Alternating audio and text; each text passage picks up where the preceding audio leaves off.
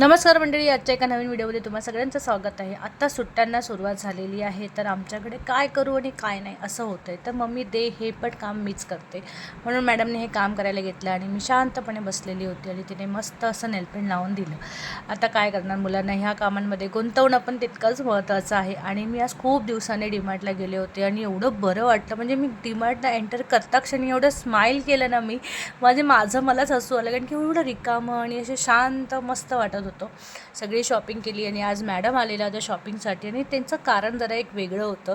कारण की मी नेहमीच ती नसल्यावर जाते शॉपिंगला आणि करून येते, कारण की त्यांचं काहीतरी वेगळंच असतं मुलांचा, तो गोंधळ मला घालायचा नव्हता.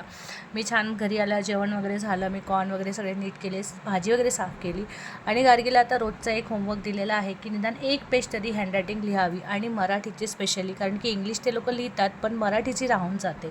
तर त्यासाठी प्रॅक्टिस म्हणून आता तिला आम्ही रोजचा होमवर्क दिलेला आहे आणि थोडीशी फुगून बसलेली होती ती लिहिण्यासाठी, का ते सांगते आता मी तुम्हाला. आणि हे दुपारची शांतता, छान जेवण झालं, भांडी वगैरे सगळं झालं, स्वच्छ असं किचन असतं. किचन बघून घ्या, काही दिवसांनी हे किचन तुम्हाला छान बदललेलं दिसेल आणि मीही त्या गोष्टीची जरा आतुरतेने वाट बघते की ते कधी होईल.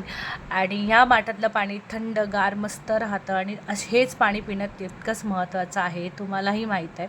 तुम्ही फ्रीज म्हणा किंवा फिल्टर म्हणा, काही म्हणा, माठातल्या पाण्याची सर कशाला नाही.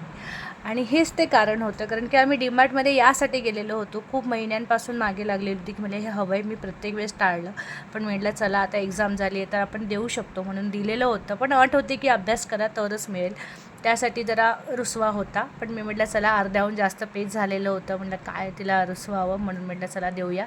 तर मॅडमला दिलं आम्ही आणि मस्त ती लिहित होती. तिची हँडरायटिंग दाखवते तुम्हाला. माझ्या हिशोबाने तरी बरी आहे, थोडी मोठी मोठी काढते. अच्छा, हे उलट दिसतंय की सुलट दिसतंय मला काहीच कळत नाही आहे.